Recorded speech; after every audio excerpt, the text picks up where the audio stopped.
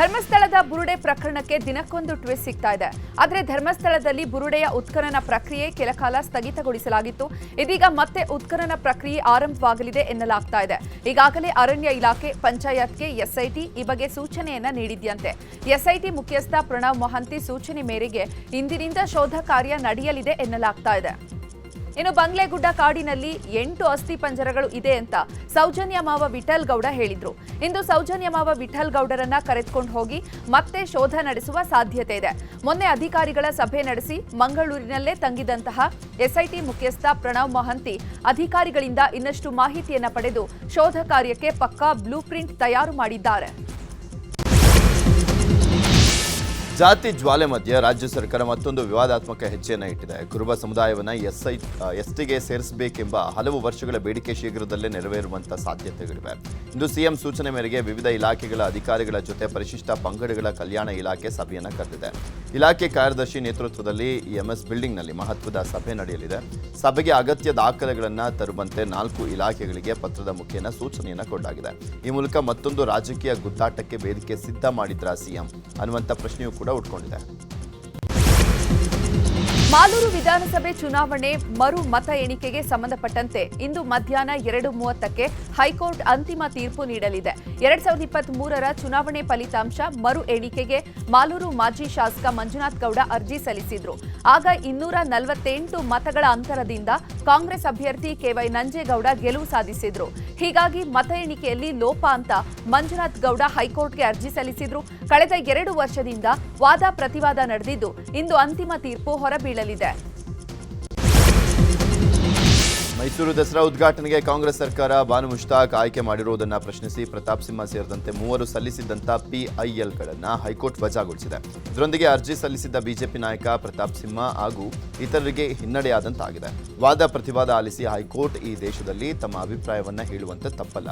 ವ್ಯಕ್ತಿಯ ಆಸ್ತಿಯನ್ನ ಕಿತ್ತುಕೊಂಡಿದ್ರೆ ಪ್ರಶ್ನಿಸಬಹುದು. ಆದರೆ ಇಲ್ಲಿ ನಿಮ್ಮ ಯಾವ ಹಕ್ಕನ್ನು ಕಿತ್ತುಕೊಳ್ಳಲಾಗಿದೆ ಅಂತ 3 ಅರ್ಜಿಗಳನ್ನು ವಜಾಗೊಳಿಸಲಾಗಿದೆ. ಹೈಕೋರ್ಟ್ನಲ್ಲಿ ಅರ್ಜಿ ವಜಾ ವಿಚಾರದ ಬಗ್ಗೆ ಮಾತನಾಡಿದ ಮಾಜಿ ಸಂಸದ ಪ್ರತಾಪ್ ಸಿಂಹ, ಬಾನು ಮುಷ್ತಾಕ್ ಅವರ ಹೇಳಿಕೆಯನ್ನ ಭಾವಾನುವಾದ ಮಾಡಿ ಕೋರ್ಟ್ಗೆ ಸಲ್ಲಿಕೆ ಮಾಡಿದ್ವಿ.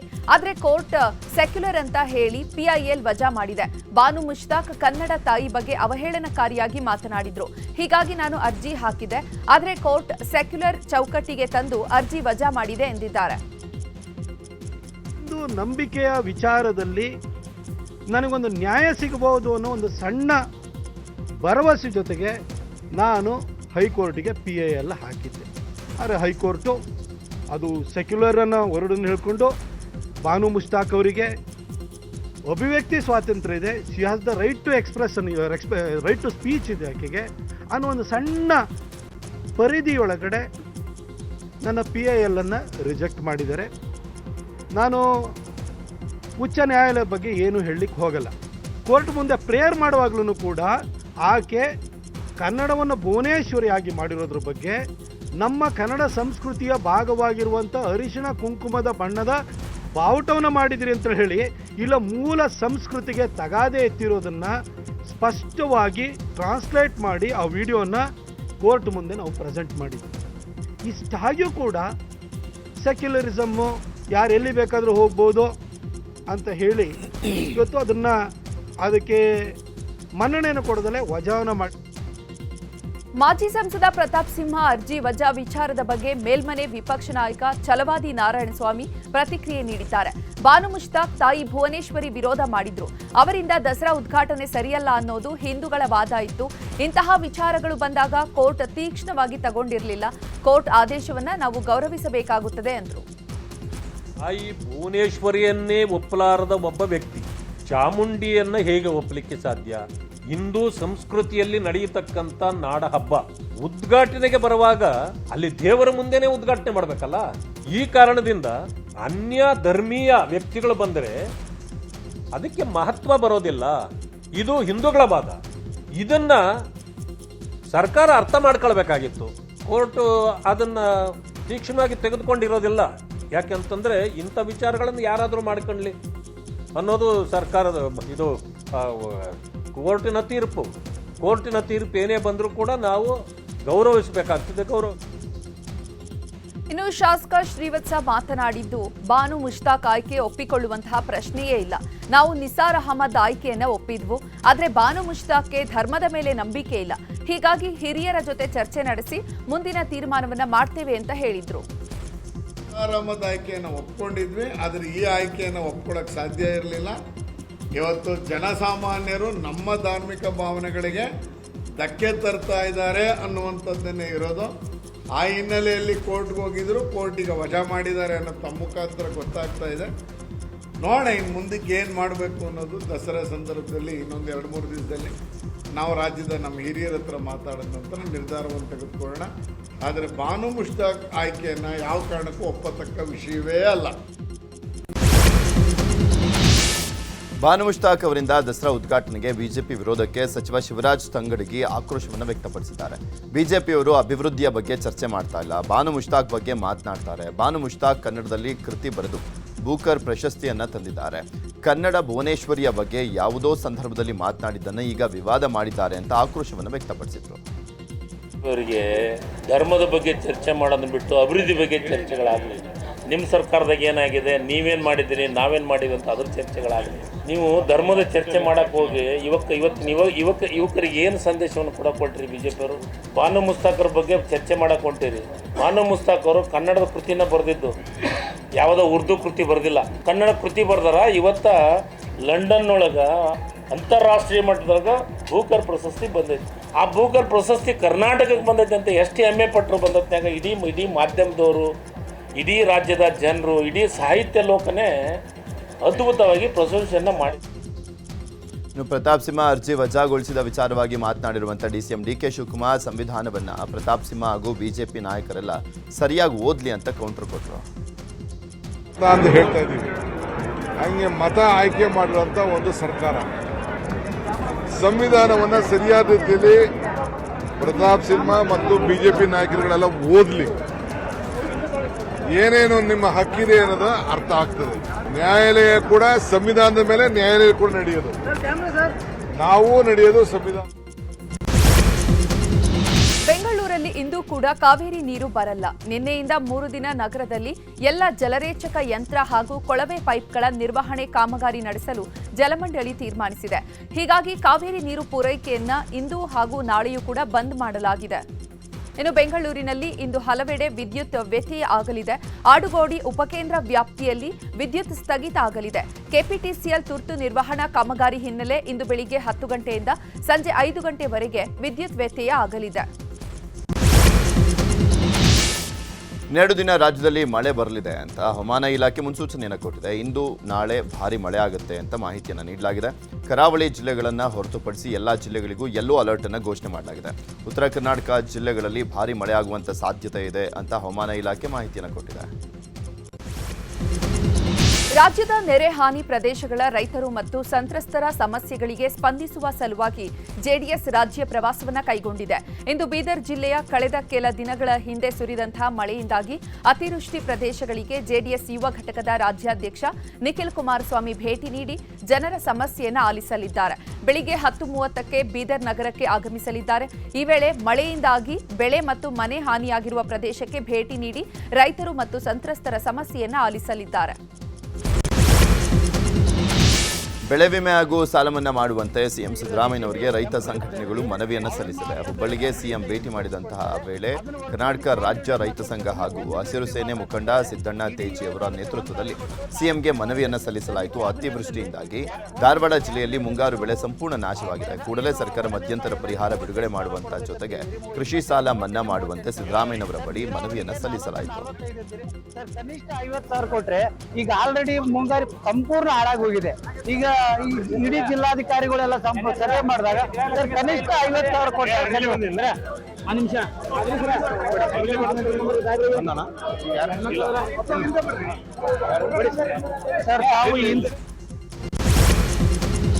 ನಟ ಉಪೇಂದ್ರ ದಂಪತಿಗಳ ಮೊಬೈಲ್ ಹ್ಯಾಕ್ ಮಾಡಿ ವಂಚಕರು ಲಕ್ಷಾಂತರ ರೂಪಾಯಿ ದೋಚಿದ್ದಾರೆ. ಹೀಗಾಗಿ ಉಪೇಂದ್ರ ಹಾಗೂ ಪ್ರಿಯಾಂಕಾ ಉಪೇಂದ್ರ ದೂರು ಕೂಡ ನೀಡಿದ್ದು, ಕೇಂದ್ರ ವಿಭಾಗ ಸೆಂಟ್ ಠಾಣೆಯ ಸ್ಪೆಷಲ್ ಟೀಮ್ ಕಾರ್ಯಾಚರಣೆ ನಡೆಸ್ತಾ ಇದೆ.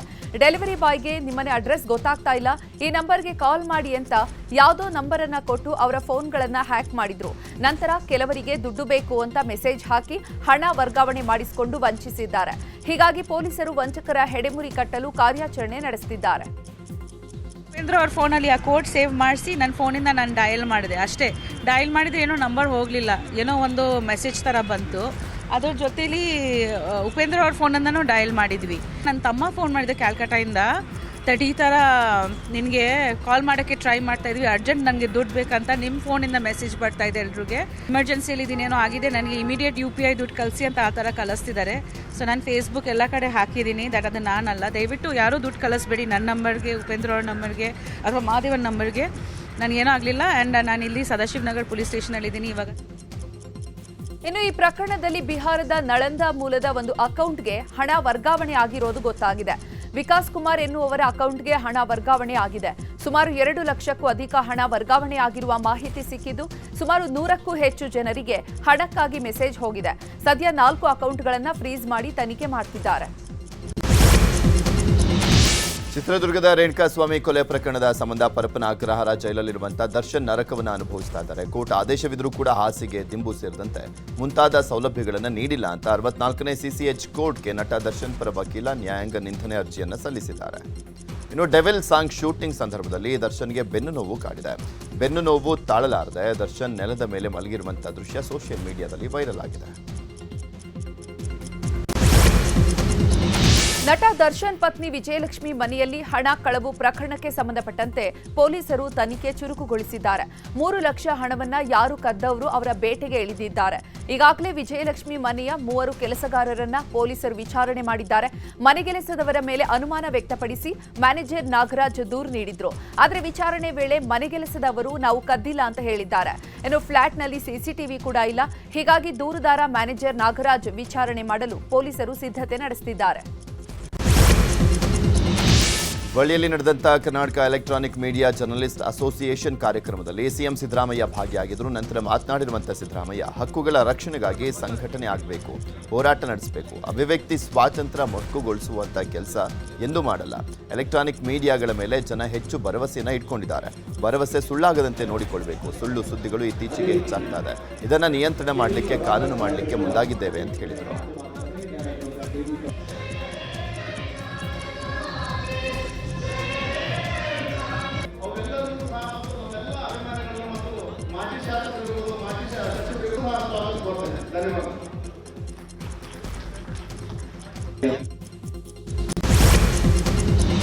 ಹಾಸನದ ಮೊಸಳೆ ಹೊಸಳ್ಳಿ ದುರಂತದಲ್ಲಿ 10 ಮಂದಿ ಸಾವಿನ ಮನೆ ಸೇರಿದ್ದಾರೆ.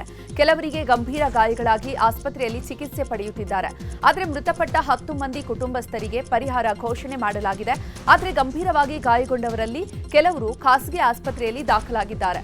ಅವರಿಗೆ ಸರ್ಕಾರ ಯಾವುದೇ ರೀತಿಯ ನೆರವು ನೀಡಿಲ್ಲ. ಈ ಘಟನೆ ನಡೆದು 3-4 ದಿನವಾದರೂ ಕೂಡ ಜಿಲ್ಲಾಡಳಿತ ಅತ್ತ ಮುಖ ಮಾಡಿಲ್ಲ. ಖಾಸಗಿ ಆಸ್ಪತ್ರೆಯವರು ಬಿಲ್ ಪಾವತಿಸುವಂತೆ ಕೇಳ್ತಿದ್ದಾರೆ. ಆದರೆ ಬಿಲ್ ಕಟ್ಟಲು ಹಣವಿಲ್ಲ ಅಂತ ಗಾಯಾಳುಗಳ ಪೋಷಕರು ಗೋಳಾಡ್ತಿದ್ದಾರೆ.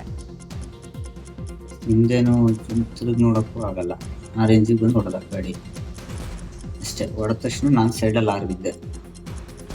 ಆಮೇಲೆ ಗೊತ್ತಾಗಲಿಲ್ಲ ಸರ್, ನೆಕ್ಸ್ಟ್ ಮುಂದಕ್ಕೆ ಇನ್ನೇನಾಗ್ತದೆ ನನಗೆ ಗೊತ್ತಾಗಲಿಲ್ಲ ಸರ್. ಅಲ್ಲಿ ಹಿಂದೆ ಬೈಕಿಗೆ ಹೊಡಿತು ಅನ್ನೋದು ನನಗೆ ಗೊತ್ತಾಗಲಿಲ್ಲ. ಒಟ್ಟಿನಲ್ಲಿ ನನಗೆ ಬಂದು ಹೊಡೆದ ತಕ್ಷಣನೇ ನಾನು ಸೈಡಲ್ಲಿ ಆರೋಪಿದ್ದೆ. ಇಷ್ಟೇ ನನಗೆ ಗೊತ್ತಾಗಿದ್ದು. ಈಗ ಸರ್ಕಾರದ ಕಡೆಯಿಂದ ಯಾವುದೇ ಒಂದು ಸೌಲಭ್ಯಗಳು ಬರ್ತಾ ಇಲ್ಲ ನಮಗೆ. ಅವರು ನಾವು ನೋಡ್ಸ್ಕೊಂತೀವಿ, ಟ್ರೀಟ್ಮೆಂಟ್ ಎಲ್ಲ ನಾವೇ ಕೊಡಿಸ್ತೀವಿ ಅಂತೆಲ್ಲ ಹೇಳಿದ್ದಾರೆ. ಬಟ್ ಟ್ರೀಟ್ಮೆಂಟ್ಗೆ ಇರೋರು ಯಾರು ಬಂದಿಲ್ಲ. ಆಕ್ಸಿಡೆಂಟ್ ಆಗಿದ್ದು ಸರ್ DC ಮೇಡಮ್ ಬಂದಿದ್ರು, ಶ್ರೇಷ್ಠ ಪಟೇಲ್ ಅವರು ಬಂದಿದ್ರು. ಶ್ರೇಷ್ಠ ಪಟೇಲ್ ಸರ್ ಅವರು ಬಂದು ನೋಡಿ ಹೇಳಿದ್ರು, ನಮ್ಮದೇ ಗೌರ್ಮೆಂಟಿಂದ ಎಲ್ಲ ಕೊಡ್ತೀವಿ ಅಂತ. ಬಟ್ ಇದುವರೆಗೂ ಯಾರು ಬಂದು ಏನಾಗ್ತಿದೆ ಮತ್ತೆ ಫಾಲೋಅಪ್ ಮಾಡೋದಾಗಿರ್ಬೋದು, ನಮ್ಗೆ ಕೇಳೋದಾಗಿರ್ಬೋದು, ಯಾರು ಇದು ಮಾಡ್ತಾ ಇಲ್ಲ. ನಾವು ಬರ್ತಾರೆ ಅಂತ ನೋಡ್ತಾ ಇದ್ದೀವಿ, ಬರ್ತಾ ಇಲ್ಲ ಅವರು ಹಾಸ್ಪಿಟಲ್ ಇಂದ ಮೆಡಿಸಿನ್ಸ್ಗೆಲ್ಲದೂ ಬ್ಯಾಲೆನ್ಸ್ ಅಂತ ಹೇಳಿ ಬರ್ಕೊಂತ ಇದ್ದಾರೆ. ನಾವು ಅವ್ರಿಗೆ ರಿಕ್ವೆಸ್ಟ್ ಮಾಡ್ಕೊಂಡು ಕೇಳ್ಕೊಂತ ಇದ್ದೀವಿ, ಹೇಳ್ತಾ ಇದ್ದೀವಿ. ಬಟ್ ಅವ್ರು ಆದ್ರೂ ಎಷ್ಟು ಅವ್ರ ಕಡೆಯಿಂದ ಪ್ರಯತ್ನ ಆಗುತ್ತೆ ಅಷ್ಟು ಮಾಡ್ತಾ ಇದ್ದಾರೆ. ಡಾಕ್ಟರ್ಸ್ ಆಗಿರ್ಬೋದು ಎಲ್ಲರೂ ಕೇಳ್ಕೊಂಡು. ಬಟ್ ಅವ್ರು ಅದಕ್ಕೆ ಗೌರ್ಮೆಂಟ್ ಇಂದ ಒಂದು DC ಹತ್ರದಿಂದ ಒಂದು ಲೆಟರ್ ಬರ್ಸ್ಕೊಂಡು ಬನ್ನಿ ಅಂತ ಅಂದ್ರು. ಈಗ ಪೇಷಂಟ್ ಬಿಟ್ಟು ಹೋಗಕ್ಕಾಗಲ್ಲ, ಪೇಷಂಟ್ ಹತ್ರ ಇರ್ಲೇಬೇಕು, ಅವ್ರು ನಡೆದಾಡಕ್ಕಾಗಲ್ಲ, ಪರಿಸ್ಥಿತಿ ಆ ಥರ ಇದೆ. DC ಮೇಡಮ್ಗೆ ಕಾಲ್ ಮಾಡಿ ಕೇಳಿದೆ, ಅಲ್ಲ ಗುಣಪ್ಪ ನೀನು ಇದು ಖಾಸಗಿ ಆಸ್ಪತ್ರೆಗೆ ಏನೋ ಕರ್ಕೋದ್ರೆ ಗೌರ್ಮೆಂಟ್ ಆಸ್ಪತ್ರೆಗೆ ಕೊಡ್ತಿದ್ವಲ್ಲ ಅಂತ. ನೀವು ಖಾಸಗಿ ಆಸ್ಪತ್ರೆಗೆ ಏನೋ ಕರ್ಕೋದ್ರಿ, ನೀವು ಗೌರ್ಮೆಂಟ್ ಆಸ್ಪತ್ರೆಗೆ ಕರ್ಕೊಂಡು ಹೋಗ್ತಾರ ಅಂತಂದ್ರೆ ನಾವು ಬೇಲೂರು ಸೋಲಾಪುರದಲ್ಲಿರೋದು ಒಳ್ಳೇದಿರೋದು. ಅಲ್ಲಿಂದ ನಾವು ಇವರು ದುಡ್ಡು ಕೊಡ್ತಾರೆ ಅಂತೇಳಿ ನೋಡ್ತಾರೆ ಅಂತೇಳಿ ಗೌರ್ಮೆಂಟ್ ಆಸ್ಪತ್ರೆಗೆ ಕರ್ಕೋಬೋದಿತ್ತು ಸರ್. ಈಗ ಖಾಸಗಿ ಆಸ್ಪತ್ರೆಯಲ್ಲಿ ಅಮೌಂಟ್ ಅವ್ರು ಹೆಂಗ್ ಟ್ರೀಟ್ಮೆಂಟ್ ಕೊಡ್ತಾರೆ, ಒಳ್ಳೆ ಟ್ರೀಟ್ಮೆಂಟ್ ಕೊಡ್ತಾ ಇದ್ದಾರೆ. ಈಗ ನನ್ನ ಮಗ ಐಸಿಯುಲಿದ್ದಾನೆ, ಇಲ್ಲಿಂದ ನಾನು ಗೌರ್ಮೆಂಟ್ ಆಸ್ಪತ್ರೆಗೆ ಕರ್ಕೋಗೋಣ. ನೀವೇ ಮಾನ್ಯ ಸರ್ಕಾರ ಇದ್ರ ಬಗ್ಗೆ ಗಮನ ಹರಿಸಿ ಯಾವ ರೀತಿ ಏನ್ ಮಾಡುತ್ತೆ ಅಂತ ನೋಡ್ಬೇಕು. ಹಾಸನದಲ್ಲಿ ಅಶೋಕ್ ಲೇಲ್ಯಾಂಡ್ ವಾಹನದ ಚಾಲಕ ಅಡ್ಡಾದಿಡ್ಡಿ ವಾಹನ ಚಾಲನೆ ಮಾಡಿ ಹುಚ್ಚಾಟವನ್ನು ಮೆರೆದಿದ್ದಾನೆ. ಬೈಕ್ ಸಮೇತ ಆತನ ಮೇಲೆ ವಾಹನ ಹತ್ತಿಸಿಕೊಂಡು ಹೋಗಿದ್ದಾನೆ. ಈ ದೃಶ್ಯ ಸಿಸಿಟಿವಿಯಲ್ಲಿ ಸೆರೆಯಾಗಿದೆ. ಸಾಲದಕ್ಕೆ ಹಲವು ವಾಹನಗಳಿಗೆ ಡಿಕ್ಕಿ ಹೊಡೆದು ಎಸ್ಕೇಪ್ ಆಗಲಿಕ್ಕೆ ಯತ್ನವನ್ನು ಮಾಡಿದ್ದಾನೆ. 10 ಕಿಲೋಮೀಟರ್ ಚೇಸ್ ಮಾಡಿದ ವಾಹನ ಸವಾರರು ಕಿಡಿಗೇಡಿಯನ್ನ ರಾಷ್ಟ್ರೀಯ ಹೆದ್ದಾರಿ 75ರ ಗಾಡೇನಹಳ್ಳಿ ಗೇಟ್ ಬಳಿ ಹಿಡಿದು ಪೊಲೀಸರಿಗೆ ಒಪ್ಪಿಸಿದ್ದಾರೆ.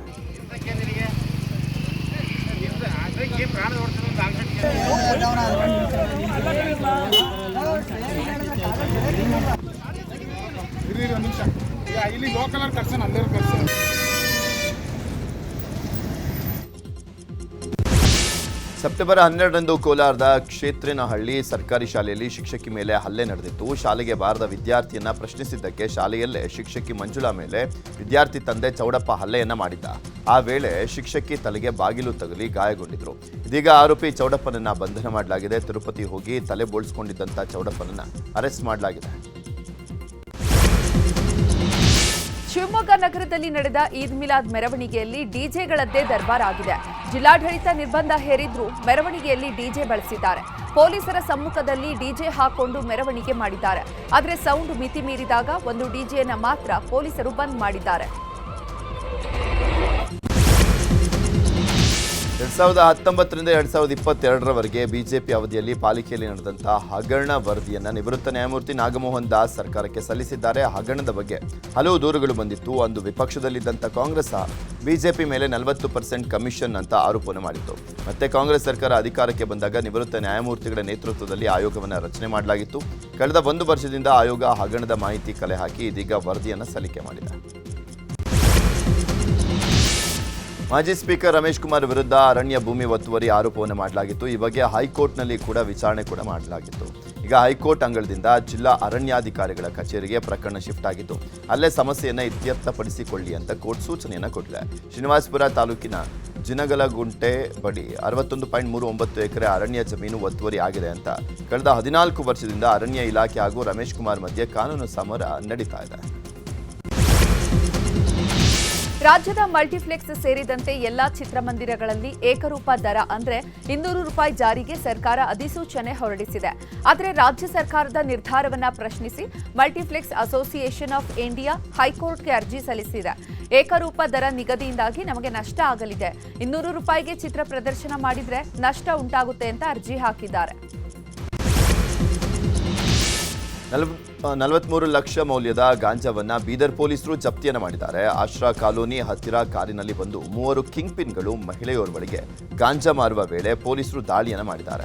ಪೊಲೀಸರ ದಾಳಿ ಅರಿತ ಆರೋಪಿಗಳು 43 ಕೆಜಿ ಗಾಂಜಾ ಪ್ಯಾಕೆಟ್ಗಳನ್ನು ಅಲ್ಲಿಯೇ ಬಿಸಾಡಿ ಬೀದರ್ ಗೂನಹಳ್ಳಿ ಮಾರ್ಗವಾಗಿ ಎಸ್ಕೇಪ್ ಆಗಿದ್ದಾರೆ. ಬಳಿಕ ಮಹಿಳೆಯನ್ನ ವಿಚಾರಿಸಿದಾಗ ಆರೋಪಿತರು ಮಧ್ಯಪ್ರದೇಶದಿಂದ ಕಾರ್ನಲ್ಲಿ ತಂದು ಕೊಡ್ತಾ ಇದ್ರು ಅಂತ ಮಾಹಿತಿಯನ್ನ ತಿಳಿಸಿದ್ದಾಳೆ. ಹೀಗಾಗಿ ಮಹಿಳೆಯನ್ನ ವಶಕ್ಕೆ ಪಡೆದು ವಿಚಾರಣೆಯನ್ನ ಮುಂದುವರಿಸಲಾಯಿತು. ಗಾಂಜಾ ಬಿಸಾಡಿ ಪರಾರಿಯಾದಂಥವರು ರೇವಾ, ಕಿರು ಹಾಗೂ ರಾಹುಲ್ ಅಂತ ಹೇಳಿದ್ದಾಳೆ. ಕಾರ್ನಲ್ಲಿ ತಳ್ಳಿದಂತ ಆರೋಪಿತರ ಪತ್ತೆಗೆ ಪೊಲೀಸರು ಬಲೆ ಬೀಸಿದ್ದಾರೆ. ಚಾಮರಾಜನಗರ ತಾಲೂಕಿನ ಹಳೇಪುರ ಬಳಿ 2 ಚಿರತೆಗಳು ಕಾಣಿಸಿಕೊಂಡಿದ್ದು ಗ್ರಾಮಸ್ಥರಲ್ಲಿ ಆತಂಕ ಉಂಟು ಮಾಡಿದೆ. ಚಿರತೆಗಳು ಓಡಾಡುವಂತಹ ದೃಶ್ಯ ಕಾರು ಚಾಲಕರ ಮೊಬೈಲ್ನಲ್ಲಿ ಸೆರೆಯಾಗಿದೆ. ಹಳೇಪುರ ಸಮೀಪದ ಕಲ್ಪುರದ ಗುಡ್ಡದಲ್ಲೂ ಕೂಡ 3 ಚಿರತೆ ಪ್ರತ್ಯಕ್ಷವಾಗಿದ್ದು ಈ ಭಾಗದಲ್ಲಿ ಚಿರತೆಗಳ ಹಾವಳಿ ಹೆಚ್ಚಾಗಿದೆ ಅಂತ ರೈತರು ಜಮೀನುಗಳಿಗೆ ಹೋಗೋದಕ್ಕೆ ಭಯಪಡುವಂತಾಗಿದ್ದು ಚಿರತೆಗಳನ್ನು ಸೆರೆ ಹಿಡಿಯುವಂತೆ ಆಗ್ರಹಿಸಿದ್ದಾರೆ. ಸಾಕು ಪ್ರಾಣಿ ಬೇಟೆಗೆ ಬಂದಂತ ಚಿರತೆ ಬಾವಿಗೆ ಬಿದ್ದು ಒದ್ದಾಡಿದಂತ ಘಟನೆ ಉತ್ತರ ಕನ್ನಡ ಜಿಲ್ಲೆಯ ಶಿರಸಿಯ ಕೆರೆಕೊಪ್ಪ ಗ್ರಾಮದಲ್ಲಿ ನಡೆದಿದೆ. ಸುರೇಶ ಹೆಗಡೆ ಎಂಬುವರ ಮನೆಯ ಬಾವಿಗೆ ಚಿರತೆ ಬಿದ್ದು ಮೇಲೆ ಬರಲಾಗದೆ ಒದ್ದಾಡಿದೆ. ಬಳಿಕ ಅರಣ್ಯ ಇಲಾಖೆಯಿಂದ ಚಿರತೆ ರಕ್ಷಣೆ ಮಾಡಲಾಗಿದೆ.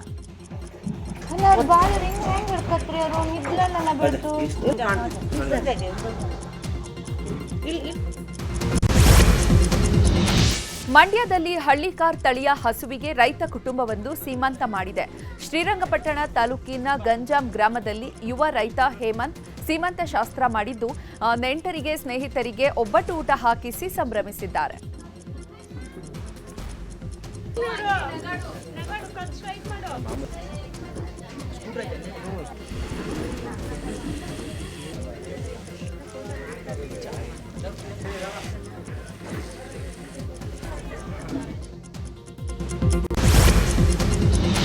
ನಾಡಹಬ್ಬ ದಸರಾ ಮಹೋತ್ಸವಕ್ಕೆ ಸಿದ್ಧತೆಗಳು ಅದ್ದೂರಿಯಾಗಿ ನಡೀತಾ ಇದೆ. ಮರದ ಅಂಬಾರಿ ಹೊರಿಸಿ ತಾಲೀಮು ನೀಡಲಾಗ್ತಾ ಇದೆ. ನಿನ್ನೆ ಅಭಿಮನ್ಯು ಮೇಲೆ ಮರಳಿನ ಮೂಟೆ ಹೊರಿಸಿ ಅದರ ಮೇಲೆ ಮರದ ಅಂಬಾರಿ ಕೂರಿಸಿದ್ದಾರೆ. ಒಟ್ಟು 500 kg ತೂಕ ಹೊರಿಸಿ ಅರಮನೆಯಿಂದ ಬನ್ನಿ ಮಂಟಪದವರೆಗೂ ತಾಲೀಮನ್ನ ಮಾಡಲಾಗ್ತಾ ಇದೆ.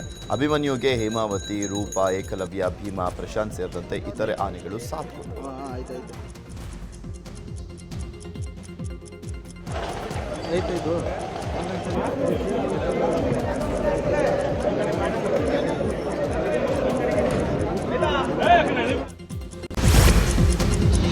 ಉಡುಪಿಯಲ್ಲಿ ನಡೆದ ವಿಟ್ಲಪಿಂಡಿ ಮಹೋತ್ಸವ ಅದ್ದೂರಿಯಾಗಿ ನಡೆದಿದೆ. ಪರ್ಯಾಯ ಪುತ್ತಿಗೆ ಮಠಾಧೀಶರು ಕೃಷ್ಣ ದೇವರಿಗೆ ಆರ್ಘ್ಯ ಅರ್ಪಿಸಿದ್ರು.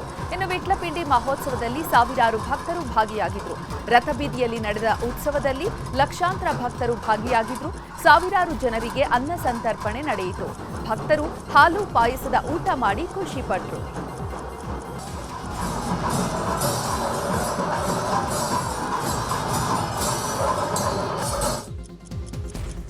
ಉಡುಪಿಯಲ್ಲಿ ಇಂದು ವಿಟ್ಲಪಿಂಡಿ ಉತ್ಸವದಲ್ಲಿ ಐಪಿಎಲ್ ಕಪ್ ಹಿಡಿದು ವಿರಾಟ್ ಕೊಹ್ಲಿ ಹಾಗೂ ಕ್ರಿಸ್ ಗೇಲ್ ಮೆರವಣಿಗೆ ಮಾಡಲಾಗಿದೆ.